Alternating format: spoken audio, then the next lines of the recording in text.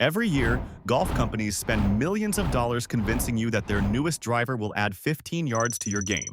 They show slow-motion footage of a ball exploding off a titanium face. They throw around words like speed and forgiveness. And they slap a price tag of $600 or more on a club that looks almost identical to the one they sold you 12 months ago. And every year, millions of golfers hand over their credit cards, take the new club to the range, and feel almost nothing different. Maybe a yard or two. Maybe a slightly different sound at impact. But the revolution they were promised, it never shows up. By the end of this video, you'll know exactly why most new golf clubs won't improve your game, what the manufacturers don't want you to understand about performance limits, and how to stop wasting money on clubs that were never designed for your swing in the first place. Let's start with something that most golfers never think about. There is a ceiling on how fast a driver face can launch a golf ball, and nearly every major manufacturer is already pressing against it. The USGA and R&A, the two governing bodies that write the rules of golf, set a limit on what's called the coefficient of restitution, or COR, at 0.830. That number describes how much energy transfers from the club face to the ball at impact.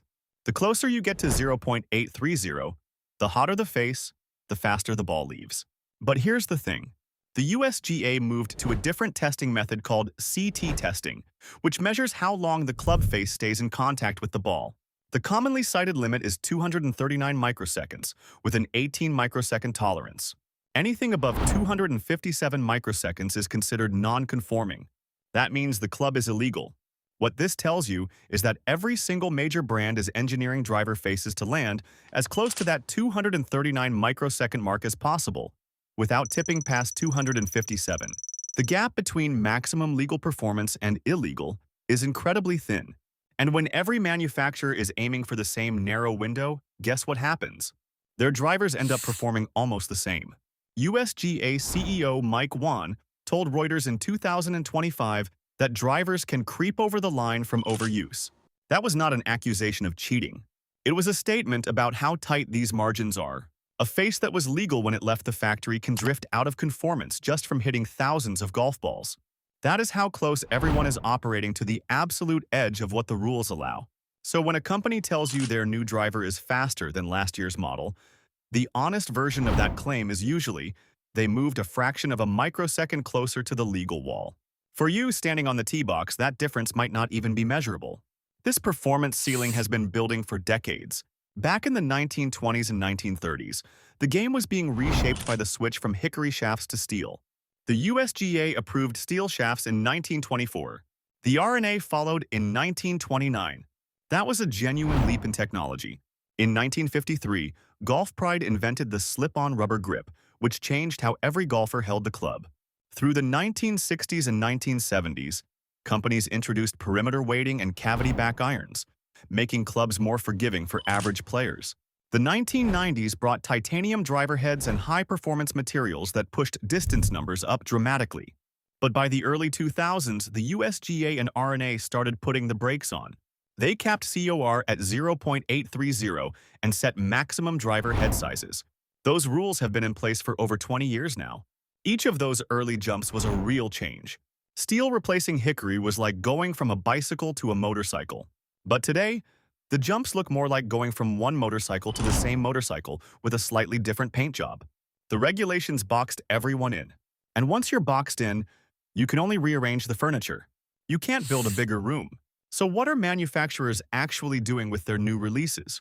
They're making small adjustments to launch angle, spin rate, face stability, center of gravity placement, and weight distribution. These are real engineering changes, but they are tiny, specific, and only useful for certain types of swings. A low spin head can be amazing for a golfer who generates too much spin and balloons the ball. But that same head would be terrible for a golfer who already has low spin and needs the ball to stay in the air longer. A draw-biased driver can save someone who slices every tee shot 30 yards to the right. But for a golfer who already turns the ball over, that same club will send shots further left and make their misses worse. This is the heart of the problem. These clubs are not bad. They are just not for everyone. And they are being sold as if they are. Let me give you a perfect example of how misleading the specs can be. In October of 2025, a gear tester measured the actual loft on more than 30 drivers from major brands, all labeled as 9-degree heads. The results were shocking. The measured lofts ranged from 7.5 degrees all the way up to nearly 11 degrees. One tester said, and I'm quoting directly, "I was genuinely astounded to see a spectrum of measurements ranging from 7.5 degrees all the way up to nearly 11 degrees. Think about what that means. You walk into a store, pick up two different 9-degree drivers, and one of them is actually closer to a 7-degree while the other is basically an 11-degree. Those clubs will produce completely different ball flights, different spin numbers, different distances. You could test both, assume the longer one is the better club, and never realize the entire comparison was meaningless because the lofts were not even close to what was printed on the head. This loft variation matters because most golfers never get properly fitted. They pick a club off the rack, maybe hit it on a simulator for 10 swings, and base their purchase on a number that flashed on a screen. But that number was influenced by the actual loft, which might not match what the club says. It was influenced by the shaft that happened to be in the demo club, which might not match their swing speed or tempo. It was influenced by the lie angle, which might cause the face to aim left or right at impact without the golfer even knowing. Every one of those variables changes the outcome, and none of them are solved by buying the newest model. Here's where the marketing machine gets really clever. Golf Digest's 2026 Hot List includes models from Callaway, Cobra, Mizuno, PXG, Ping, Srixon, TaylorMade, Titleist, Tour Edge, and Wilson. That is a staggering number of options across drivers, irons, wedges, and putters. More options sounds like a good thing. But for a golfer who does not know their swing speed, their typical spin rate, their angle of attack, or their preferred ball flight, it is a minefield. The odds of randomly picking the right head, the right shaft, the right loft, and the right lie angle from that ocean of choices are terrible. You're not buying technology. You're buying a guess. And the guess gets even more expensive when luxury and lifestyle brands enter the market. McLaren, the car company, released their Series 3 irons in early 2026. A single club costs around $375. Reviews describe the results as mixed compared to the price. Bentley launched a set of irons for approximately $5,000 before customization, built in Ichikawa, Japan, emphasizing craftsmanship and feel. These clubs exist in a world where prestige and branding drive the price, not performance gains that a 15-handicap golfer would ever notice. You're paying for a logo and a story. The ball doesn't know what badge is on the club. Now, there's another layer to this problem that most people don't even consider: counterfeits. In January of 2026, a single raid in China seized approximately 120,000 pieces of fake golf equipment. Since 2004, a coalition of manufacturers called the Golf Group has seized over 2 million counterfeit pieces worldwide. Kristen Stroyan, legal counsel at TaylorMade, said the raid sent a very strong message with zero tolerance for counterfeit products. But here's what that means for you as a buyer. If you're shopping on an unfamiliar website, a third-party marketplace, or any unofficial channel, there is a real chance the new club you're buying is a fake. These counterfeits look convincing. The packaging is close. The logos are right, but the materials, the face thickness, the weight distribution, all of it is wrong. You could pay full price for what you believe is a top-tier driver and end up with something that performs worse than a club from 15 years ago. That is not a small problem. That is a massive hole in the market that nobody talks about enough. And then there's the legal battle playing out between major brands and discount competitors. TaylorMade filed a lawsuit against Costco, alleging that the Kirkland Signature iron set, which sells for about $499.99, is substantially similar to TaylorMade's P790 irons, which retail near $1,399. The lawsuit involves claims of design copying and patent infringement. Whether Costco copied TaylorMade or simply arrived at a similar design through independent engineering is for the courts to decide. But the mere existence of this fight tells you something interesting about the industry. If a $499 iron set can be accused of matching a $1,399 one, how much of that $900 price difference is actual performance? And how much is marketing, branding, and tour endorsement deals? This is the part where the common belief gets challenged. Most golfers assume that a newer, more expensive club from a major brand is automatically better than an older or cheaper alternative. But the evidence doesn't support that. When every manufacturer is working within the same regulatory limits, when driver faces can only be so hot, when iron lofts can only be cranked so strong before the ball stops holding greens, the room for improvement from one year to the next is minimal. The real performance differences between clubs come from how well they match a specific golfer's swing characteristics. And that match has almost nothing to do with the release date or the price tag. Think about strong lofted irons for a second. A lot of modern irons have lofts that are 2 or 3 degrees stronger than irons from 10 or 15 years ago. That means your 7 iron today might actually have the loft of what used to be a 6 iron or even a 5 iron. On a launch monitor, it looks like you're hitting your 7 iron further than ever. But the ball comes in at a lower angle, which means it doesn't stop as quickly on the green. You gained distance on paper and lost control in real life. That is not progress.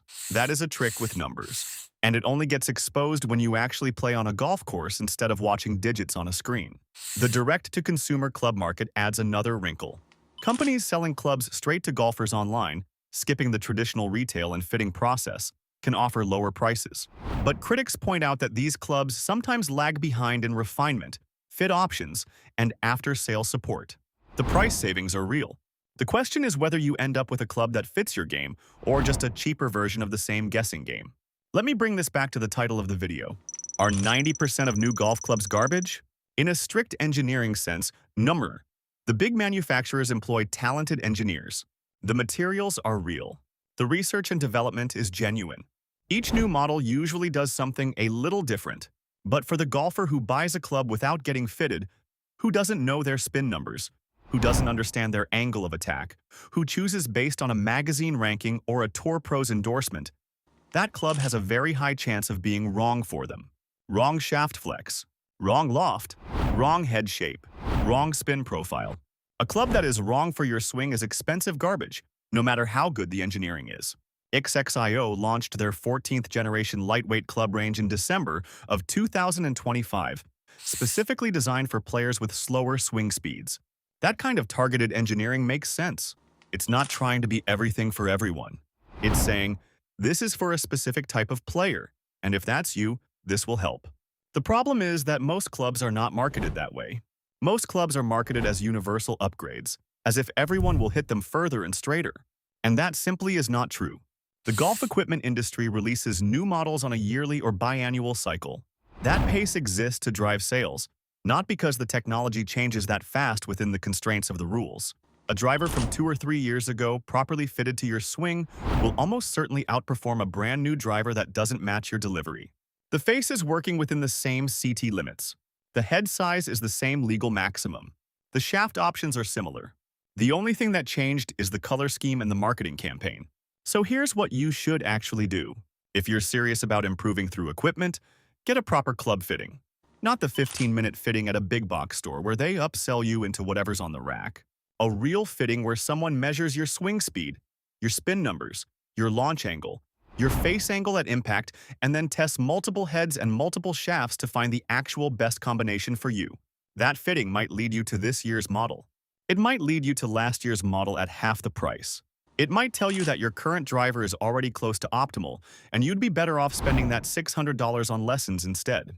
The golf industry does not want you to hear that. They want you to believe that the answer to your slice, your distance, your consistency is sitting in a box at the pro shop with a $600 price tag and a fresh coat of paint. For a small number of golfers, the newest release will genuinely be the best fit. For the rest, it's a very expensive way to learn that the problem was never the club. The problem was the match between the club and the swing, and no amount of marketing can fix that from a factory floor.